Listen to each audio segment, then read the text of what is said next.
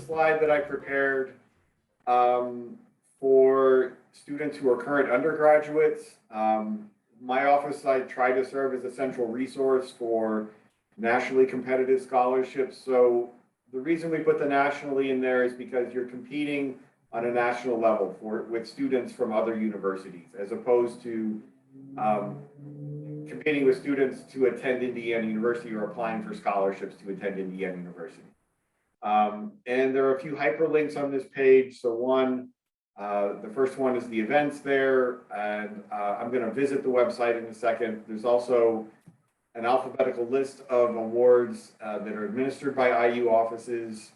So this is a subset of awards that designate people on campus like me to administer the selection process, guide students through the application process. Then the last thing I hyperlinked here was a database of awards, my little home built one, and then links to external databases. And there's going to be more about that in the subsequent slides. Just to briefly go to my website, I'm going to stop share and share again in a second. So this is the landing page for my for the National Scholarships and Awards. The events are down here at the bottom of that. Gearing up for Fulbright season, starting to let students know about the opportunities to apply for Fulbright. They will open the next competition cycle probably next week, if not the week thereafter, and the deadline for that will be second week of October. They'll establish that fixed deadline later. Another hyperlink page was these awards that are administered by a page hyperlinked on the previous slides, were these awards administered by IU offices. A number of these are for post-baccalaureate activities. These are in alphabetical order. Fulbright is one of them. These are for a variety of activities. Now, not much of a variety, but they are for, most of them are for studying abroad, graduate level study. Some of them are for teaching English abroad. Some of them are for experiential activities. And I am the campus representative for all but one of these, the Bourne Graduate Fellowship. If that's something that interests you upon reading about it, you would want to talk to someone, well, still talk to me or someone in the university graduate school. The other page that was linked on my slide was this one that has this small database of externally funded awards, and down at the bottom left are externally funded or databases that assist you to allow finding these. And I'm going to spend a little time, just a minute or two, showing you Pivot at the end of my presentation. Going back to my slides here. So in thinking about what's helpful to graduate students, the Grad Grant Center is over in the University Graduate School. I encourage you to go see the resources they have there. It's a campus-wide entity for graduate students. They have a list there of opportunities for internal, external, incoming, international students. They also have events that are taking place throughout the spring 22 semester into the summer, and you can make appointments with them. Another thing that I like to suggest to students is over in the west wing of the Wells Library on the 3rd floor. It doesn't quite look like this, but the metal shelf back there in the corner is still there. And there are books like this in what's called the career reference section. So these books are about 2.5 inches thick. They have titles like this: Annual Register of Grant Support, Scholarships, Grants, and Prizes. There are lots of other books there, indices that you might find helpful in conducting your search. In one of those books, the day that I went, I looked under undergraduate and under H, and there were entries like this: Hispanic Scholarship Fund, Holiday and Charitable Night Foundation, etc. And these will have descriptions of those. You want to think about characteristics of you in addition to being a student and your discipline and maybe where you want to go, but also think about, if you're part of a organized religion, the name of that religion, home states, home counties, etc. All have are examples of funding opportunities. Then here's some campus offices and resources, especially for undergrads. I want to make sure you're aware of the Hudson Honors College. A lot of these grants are available to all undergraduates. You don't need to be in the Hudson Honors College, including one called the Hudson International Experiences Program. Some more low-hanging fruit here is something called the Engaged Learning Travel Scholarship for undergraduate students who are going to are invited to present or going to participate in conferences. Here's some examples of some departments that have really good lists of awards that are available for students in those respective disciplines. Subscribe to those campus newsletters. This is an example of one from 2017, 2018 from CLACS, the Center for Latin American and Caribbean Studies. Shayla, you should also get on the listserv of REI, Russian East European Institute, if you're not already. Those who can have a lot of pieces in there. Find out what those newsletters are and start reading those. Just a few minutes on the databases. So they're listed here. Pivot, Foundation Center Directory Grants to Individuals, and ProFellow. This link will take you to Pivot, and once you're at Pivot, it's going to ask you to enter information about you into the Pivot database. You have free access as IU students to both the Pivot database and the Foundation Center directory, Foundation Center online directory. For those of you interested in nonprofit work, I highly encourage you to learn about the Foundation Center. People who work for nonprofits go to the Foundation Center to find funding for their nonprofit group activities. That's a plug that you'll want to include in interviews. As the title of this one suggests, the Foundation Center online directory grants to individuals. It's for individuals. IU does not pay the subscription fee on behalf of students. You need to go to the Monroe County Public Library and be within their VPN in order to access it. If you have trouble finding it, talk to a reference librarian. They'll be able to help you. And I'm available to conduct mock searches in Pivot or using the other databases. I've been using them for years and assisting students in using them. And I continue to promote them because I get really good feedback from students about how helpful, stop share, there we go, about how helpful those databases were in linking students with opportunities that they were looking for. That's all for me for now. So yeah, my name is Vicky Runion. I am Indiana University Bloomington's on-campus Peace Corps recruiter. I have an office over in Ernie Pyle Hall, and I'm going on my 5th year here. Kind of hard to believe. Currently Peace Corps, well, I can't say that anymore. All Peace Corps volunteers were evacuated in 2020, and we just started going back last week. So the first volunteers arrived in Zambia and the Dominican Republic. The photos are starting to come in. They're awesome. This group got to meet with Dr. Joe Biden at the White House before they went to their country. So it's a pretty exciting time for redeployment. I served in Peace Corps Romania 12 years ago. So I was what you would consider non-traditional, meaning not fresh out of my undergrad. And I worked in the education sector, teaching English to middle schoolers, and also volunteered at an orphanage for disabled infants and toddlers. So when I meet with students and do class talks and these presentations, I'm always very honest in saying that Peace Corps was the hardest thing I've done in my life. Even going later in life, it was so hard. But then, I'm going to turn it around and say it was also the most fulfilling.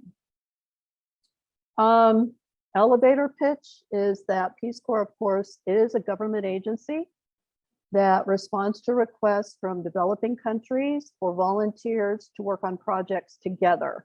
I went to a colloquium presentation, and one of the presenters mentioned reciprocal relationships.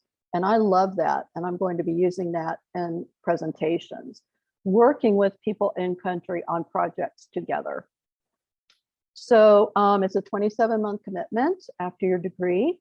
First 3 months are spent living with a host family and learning the language, learning technical skills for your job, cultural differences, safety and security, and maintaining your health in a developing country.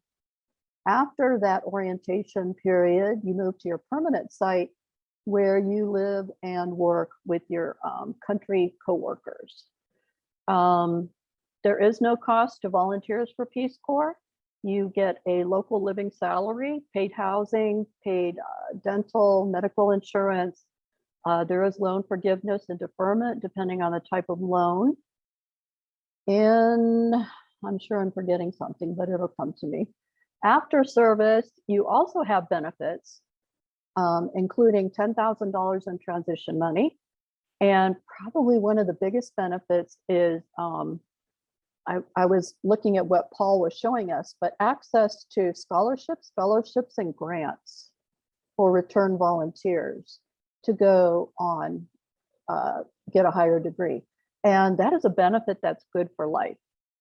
I know that we have a school here in Indiana University that offers 50% reduction in tuition and fees. So it's a pretty good deal when you think about it. And then, of course, you have access to almost 250,000 return volunteers like myself and Paul's wife, Sarah, for global networking. So that's the elevator pitch. A couple things that people usually ask. You do have a say in where you want to go.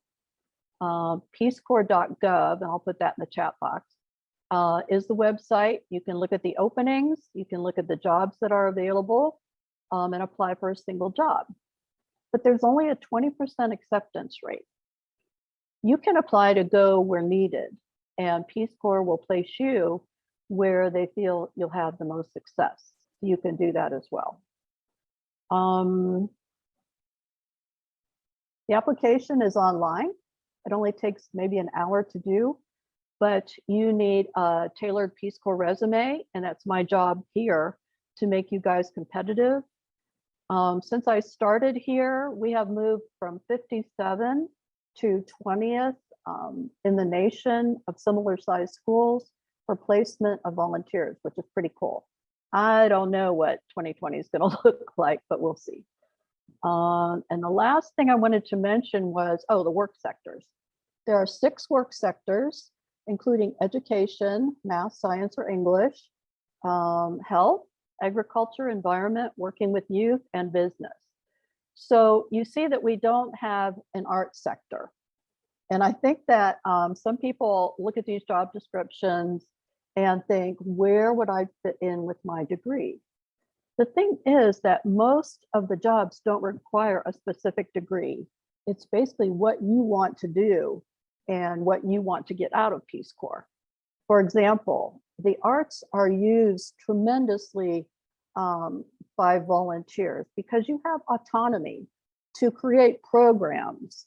And I did a summer project for In the Environment, and we made posters and we hung them up around the village. Many people started musical groups. Many people brought their instruments. People started choirs with the local women, the mothers, which was pretty cool. So even though it's not a specific, there's not a specific sector for the arts are highly valued in Peace Corps. Okay, I don't have any visuals, so thank you. Okay, so I guess it's my turn. Thanks, everybody. My name is Sam Hudson. I'm a study abroad advisor here at IU in the Office of Overseas Study. We're the main study abroad office on campus that cater to students across all different majors.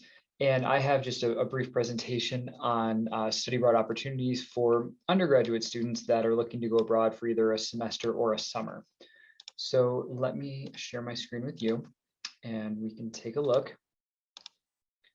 So the program that we have available for the semester and summer takes place in Vienna, Austria, and it's a music related program where you can go abroad and earn direct IU credit for the classes that you take and have a music component, which is apropos for students, in the Jacobs School of Music.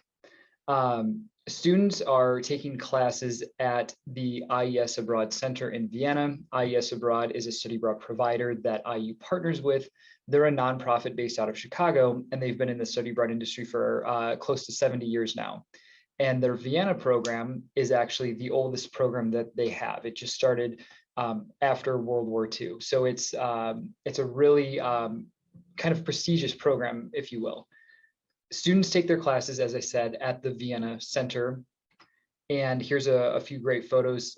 The center location is actually a former palace where students take their classes and where IES Abroad staff members are there to support students throughout their either semester or summer study abroad program. There's also dedicated music practice facilities at their center as well for students to participate in.